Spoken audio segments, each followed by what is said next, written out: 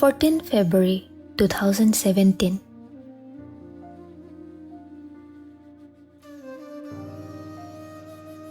Yairik nganba, nungairiba natra. Aisa nungairi. Bangalore da leibadagi aishu kaurabra. Khanghaude matamse. Aikhoina class 9-10 kari ngai matamdo. Punsigi khwaidagi nungaikiba mikupsu tangkak aduna loikrabra khangde. Aigi laibaksidi makhal ne thengnariba. Ado aibadi kauthokpiganuba. Aise yam ikai khangdabi amagum nangna lana lawkhiba yai. Adubo aina wari liriba hairiba pumbasidi aigi thamoidagi amakpa amate yawda nangonda tamlakliban. Aisa net thanabagi preparation tawri. Ana ayek yawdaba natro. Nahanganuko nangde nong khra chotladi hekta nage tawbani. Thaina class 9 kari ngai school lakpada nong khra chotlakpagi class ta luk khobadu. Khangde kaigino aina masi wari sa nangonda amuk nauhaunana lirisibo. Aise angaubini hairani nangna 2017 yorasi phau 90s matamdauna letter ga thare isa angakpani. Ainangi number sele haiba khangudre kaigomba khangabadi aina soidana call oina tawrakpa yabani. Adubu nangi number dudi ai khangdre. Chingkhaina haire enangi address letter se hek nangi nakta yoraklabadi aingonda pau phobira uko leisna. Yairik nganba masado langtaknaba henkre. Pairamliba box to leimaiduda loina haidorakle. Yauramliba letter do aduki matik yamkre. Envelope singdugi mathakta return haina thariba singdu uraga mama sama tomta chak pahelakle. Adukuina mana lairik makha tamthabagi mapaga leiringai matamda magine haina nongmata post office tagi letter ama phau hek lakhidabani. Aduga chahi kayagi matungshida leisnana mangonda pau phauraknaba kayarak hotnarakhi haibasi mana hojikta khangba ngambasida hena leisna leitabagi maisa phaurai. Angauba amagum leiriba letter ama tap laukhatuna yeng 24 May 2018. Hello, I am Oksu nangonda letter iraini. Khangdeda life se struggle khar face tawdradi life ama oiba yade haibada aingonda chap chana thoe yairik ngan. Wari se yamkre ai tapna hairake ko loiba phawba pabiyo. I need pass tawre MBBS ki seat so Jenims ta phangi. Aduna academic coursework mayam ama yaurakpadagidi ai atopada pakna haidokpa ngamdre. Ai se medicine oina tamagena khale. Yam koina thadokpado mamana so aide nupini na nungaite haina yam sol. Ado aina themjeliba ima kaisu tawroi masi ai ihai tamjabani masida kasu akaiba leite haidana aina akhang ahai khara saramle. Nokningi aina tawriba mayamda. Ado nangdi kamdaure nawana pau amata suda halakhidra ingonda Manipurda amuk hana thokla roidro. Wahangse aina hanglibase soidi soirabani. Ado loya sunanga puna leigani na hairame. Kamain tawge aduda leiba mina kamain tawba mawongda leiba. University da mi anoba kayam thengnaraba. Ado aide yamwai ayuk anganbada class nangnaba haidana loishinaba hotnabada yamwai. Adubu warasu wana khangba taban. Ado nang yaradi aina mail da thakiba singdo reply amtangdi hairo. Okay, ngasigidi ai swaida loishalagi. Leisna.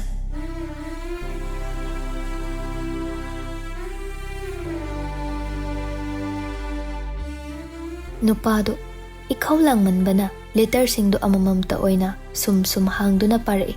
Ayambana leisna na wari lirakpa oina tawi wari singdo paraga amuk sukapi amuk nukchay nupado.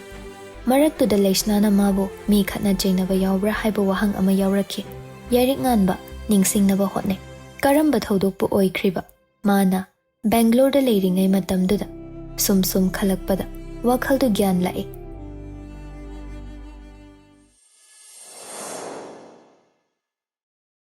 (2019 gi February thani college ki aroiba semester exam tawramdai matamni satra anambana matha saba matang oiribani. Yairik nganba class loiraba tong mana leiriba rent to phau magi bike to da halaklibani. lambi thoe haiduna loyangambana tamliba medical college leiriba adu phau laktuna gate mayaduda gari du khamlare pocket ta yauriba phone du lawthoktuna text ama thai class loiraga phat thoklo ai gate ta yam wana ngai doini somda class yauriba nupa se so mamana badugi text tu ure class tu loigadaba so matam khajik khaktang ngai minute 10 gi matung class tu loiraduna loya su thorakle gate tu dagi khajik chatlaga yari nganbado mabu ngaiduna leirami loyangambana manak hek yoramdaida makhutuna tongana extra pura iba helmet tu langsile loyangamba tap okladuna ngahak ngai hanbirabani kai mathel thongjo haigena naibo butter chicken to hore mai wathi se hoine laone ai chak lamana yadrabani ani duna wari saringai postman ama yek ngambana lengonduna makhoi ani gi manakta changle भैया यह वही व्यक्ति है जिसकी हमें तलाश थी यारिक nganba loyangamba ani du yek ngambana tawre ibaduda munne yenglai postman ado yek ngambada kithiki room tawduna loyangambada latli hairae sir आपके घर से कोई चिट्ठी आया है सी हाइदुना postman duna loyangambagine haina pirake tawriba potto yek ngambana tap lakre aduga काम खत्म हो गया ना तो जाओ सी हाइदुना postman nupa adubu tankre yek ngambado mamai lekshilakduna bodyguard na lobala abro loya ngamba makhut yetu thangdukduna ayi boto biro yek ngamba su karim na boy piramliba letter ne hairibado segai ge tawi adubu tanja chana yari nganbana tap phaduna migi mapoto dipigo yek ngambado pairakliba yariki makhutu kanthoklaga makhuta letter du paiduna udlei yam pamba natra haibagom mityeng du sukarim nane yenglai adubu thangnaba mikupta yek ngambana makhutna suru ta khiduna main road adomda laktana langthokki matawdu da yari nganba loyangambada yenglai loyangamba so manaruranu haibagi mityeng de yenglakpadagi de ani du mai leiduna chatke hek tobaga yek ngambana haire kanan khangba leisna paw harak poiramaso chatke tawramba nupa ani du chap lepe aduga mamai do amuk yek ngambada yenglai yek ngambado nokhi tawduna amuk makha tare ha na makoi baba leitaba hojikna amuk magi mama du leitre kaina chelakpa paw oirambraso kanan khangba haloya leisna di nang se pajana ningbane yarik nganba praprap changselakduna yek ngambana letliba apron dugi collar duda khangpai paishilakduna namai shikainingdadi nayum yam thuna halo natradi nang nadai kya jar koino kashu aina hairi se nangonda natti loya da haibani leisna mawani adukimati close oine haiba nang khangdro aduna buni hairi se mama do sire kaina hairak proirambrasu hojiki wa haidudadi nupa se hingkare gyan ta hoda yek ngambada makhut yetuna kinna thinki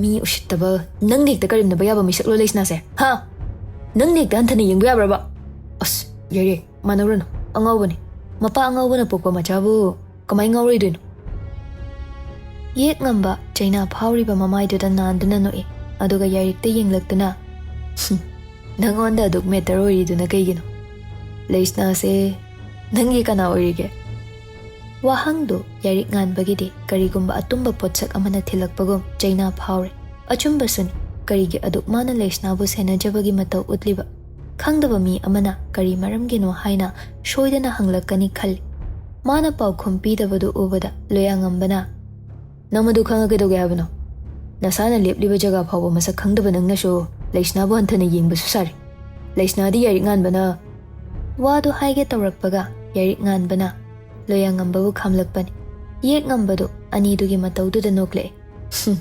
kaidoraba wa haiba horamlaga makha taraktradi loyangambadi mamitu khana yek ngambada adu magyengli yek ngamba amuk sama kha tarae leisna di aigi oigani masana yadrasu pharaga aigi oigani leisna na khaliba mishaktunadi mabu kashu nungsibanati kai ganaruni oiroidaba nungsibaduda aigi nakta leijaraga nungaina thambigi masida maduda Mama aduna yaraktrabasu mama do hatokpigani.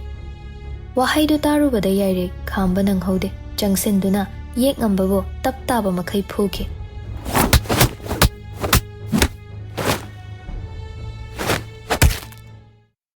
Sordusu sangna sangna honduna mabu maraibak thire yani haiduna nangna ngangiba mayamdo Yairik nganba ai leiringaidadi oithoktabane khangaba aduga shimasu haibige daw leisna na khanjariba mido ai kanano khangde adubo aina ma nungshi haibasidi hayeng nangna aigi mitmang destiny shina leiba tarabadi thajadaba mikup amada purak poison aduga mashimasu khangko ngasi haiba numitchidagi nang ai imangda mukhana nasaktu uhalakpa yar kaigumba uhalabasu aina nangbu sakhangdaba magum thawai makhongduna amuktang kaushilamduna mamaido leithokraga chetke loyangambadaga wa amata hairaktre helmet tu khak piramlaga madi gari du thauduna chetkre loyangambadi mataudu munna khangi Yairik nganbasi yam saukhre haiba ma khangi amuk tuduna leiriba yek ngambada haifet yengle phurambadugi chainaduna lengba ngamda leiribadu uraga loyadu nokfet tawshilamduna auto arakpa ama tongduna chetke numitsi warisi loyangambana leisnada like yek ngambaga khatnai haibadi pandre magi letter thare ibani haibasu leisnada wafamdumasu sengdokhidre maramdi somdagi shu leisnana address to pulap punnabaduda thakhibani mingdi loyagida thakhibani wasi loyanadi khangba natte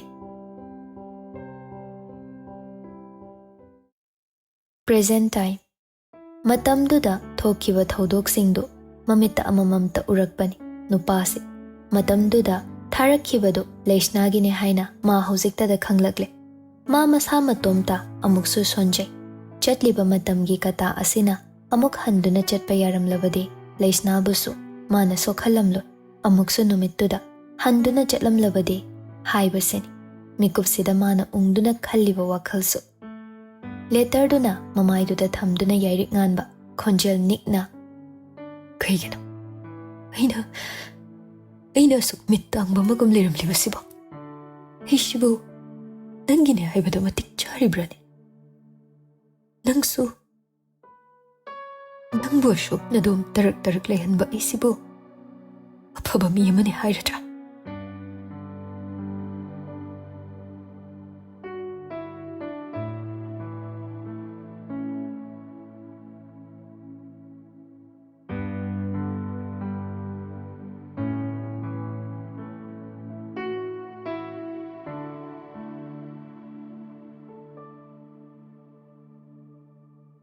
Loyangamba ICU room dugi mapanda leptuna lay chingkhai samanakta changlaktuna lepe loyado sor amuktang ingthina honthaduna tapna wangang le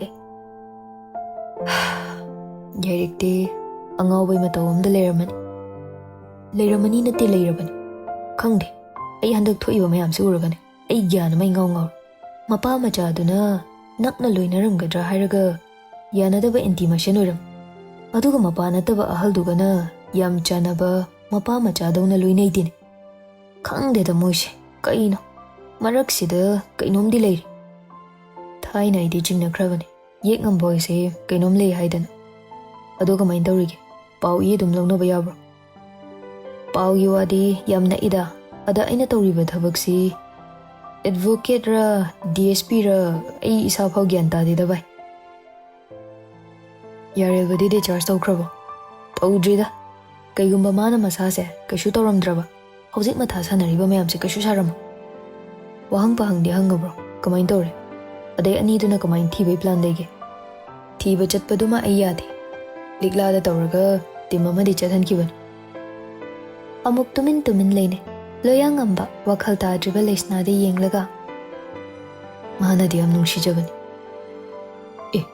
mina nungshi ro nangonda era koi hainu dude o leisna na Yairik se yam khalakpane haba ha mana su Yairik se koi no ashibo loyangamba mana so haiba ama yawba sida tabne ingna gyan tanaba haire aina haibadi leisna na Yairik pu yam kuina dagi nungshi jarakpane lohongine na tawrise so Yairik ne haiba ma khangdabane ahanbada aina so haidoktaba wari yam lei ko chingkai adudane yairikti ada dum lairik tamaga matamse mayam leirakpadagi hainingba wa mayam ma leihautre aduna yairikna di mabu nuksidi hai chingkai su wari sida ngakpada loire mana khangliba wari kharasiga leisnana si tawrami haiba wari siga taruraga mamito lauthokduna kari leisna se yarik nganbana nungsideba tanjaduda mabani phawraga yarik nganbado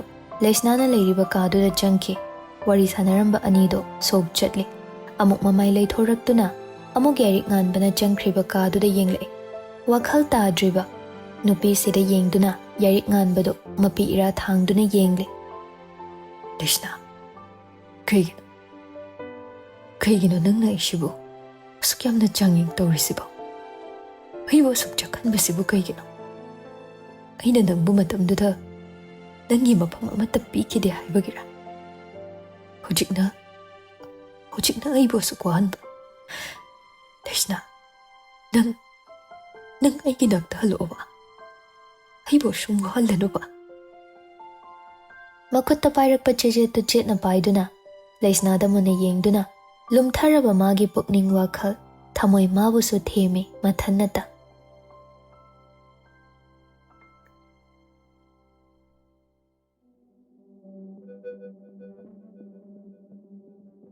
Christido grajnama ama semlaga mamaidu koilei leiduna lae kanagumba amani thiduna laglibado aside amuk laktra zatlane si haiduna mamai leithorakpada kep amuba uppa nupa ama dress tusu khara dal oiba machu setli Christy wakhalduda phana khandokpa ngamdre mamai leithoraktuna mangda gam chatkhriba nupadubu tanaki makhongdusu nai haiba kawba makhai Christy du ukhriba misi mana chingnaba pokpadagi masak yenge haiduna tanara iban somdana Dr. Ram lakani hairakpadagi loyangambaga chingkhaigado manungda leiriba yairik nganbado themduna puthore talaktuda leisnana leiba roomdugi thongdo apron litpa nupa amana thong khanghang hangdokhibado nupa ahumdunadi uhauba natte asimda khamo khonjel sida nupa ahumma mamai onthore